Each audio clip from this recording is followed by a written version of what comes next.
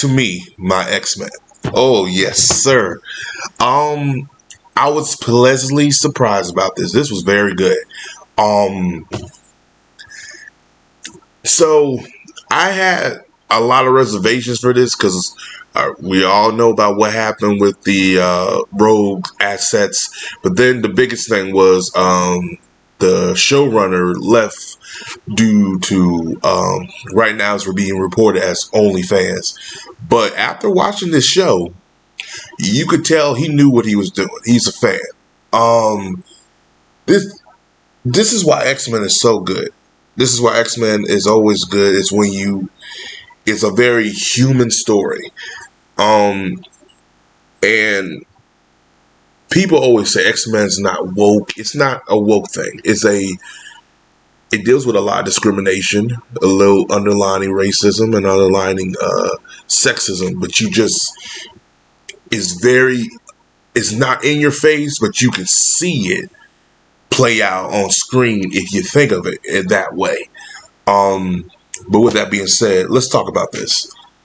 This really did feel like I was watching the '90s show. It did. It really did. Either the new designs, I like it a little bit. Storm's mohawk, I'm not a fan of. I like her old look, but it grew on me. Um, Wolverine had a back seat a little bit, which is fine because everybody's favorite character is Wolverine, but I like that, which is great. The MVP of both episodes, I would have to go with was it's mostly had to be Cyclops. I think especially episode one. Episode one, he really showed how badass he is, and if the movies can capture that, he'll be the next Captain America. He literally will be the next Captain America, especially the way he uses eye beams and stuff like that. It's very uniquely done. Like, yo, I was looking at this like, yo, it's nice to see Bishop. He got a little moments here and there, but he didn't have a lot of like development throughout because pretty much the show focused around Scott and Jean and Magneto and Storm and Gambit and Rogue. Um, so those are kind of like the vocal points around the first two episodes. More so Scott and Jean. And I thought the way they handled Scott was pretty good. I thought Scott was, like I said, MVP of both episodes. I thought the way Jean was handled was pretty good. I thought Morph at times was done pretty well. It takes some getting used to that version of Morph because again I'm used to the old one. It's fine.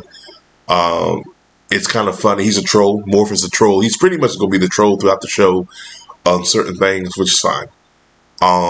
Like I said, Wolverine was fine. That's the role he had, but maybe he'll have a lot more later in the season. Jubilee was Jubilee. She didn't do much.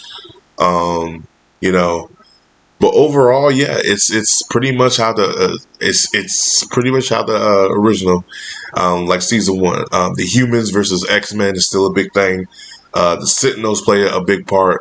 They're dealing with the grief of Professor Xavier's passing. That hits them really hard.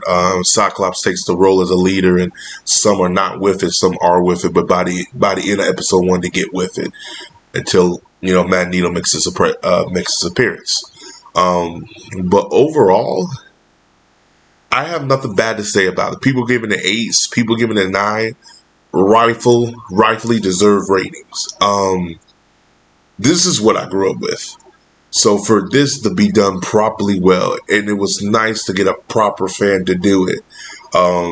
People like, oh, I bet it was woke. No, it really wasn't. It wasn't never to that level.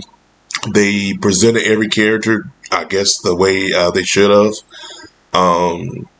Again, I thought it was handled pretty well. By the end of the episode, it leaves you with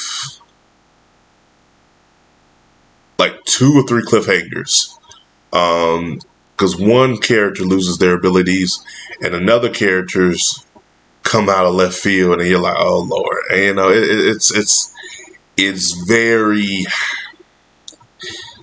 it's good. And that's what I love about the X-Men, the original series. And to its own. This is what made X-Men very popular in the 90s. A lot of people said the comic was the one. It was the anime series for me because I didn't read the comic first. And then it's just Marvel needs to take note. If they can't make nothing else or they can't find no other route to go, they need to just go to the X-Men. The X-Men is always, to me, arguably would be the greatest comic book creations out there. Like literally characters out there. They are uniquely, and these are characters that are uniquely. The thing that what a lot of people are looking for, in like in diversity and all this other stuff, the X-Men has it. The X-Men is the most diverse cast out there, and it's not like literally. It's so diverse, it's crazy. Like that's why people always say, "Oh, we don't have enough diverse characters." I'm like, look at the X-Men. They are the most diverse comic book characters out there. Teen Titans is another one, but X-Men kills it. And they have great stories, some of the best stories out there in comic book history. But no, this show, I loved it. I really did. This I smiled. I gigged through the whole thing. This arguably would be the show, probably one of the top shows of the year for me if nothing else come out. Invincible's not doing it for me unless season 3 comes out, then I might change. But right now, this is the best comic book show, a comic book animated show out there right now. Hell, I'll even say best comic book show airing.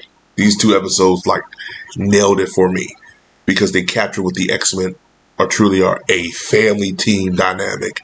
Not only as colorful, but very, their messages behind what they say. And that's the thing about X-Men. You know, you just got to understand that. But yeah, that's all I got to say on it. But this review will come out right now. As always, guys, like, subscribe. Peace. Have a Johnson day. If you have not go see it, go check it out. This almost made me buy a Disney Plus subscription. Literally. I think they would have done so much better if they released this somewhere on Amazon or Netflix. Oh my God, this would have got so much good review. But a lot of people don't have Disney Plus no more, so it sucks. It is what it is.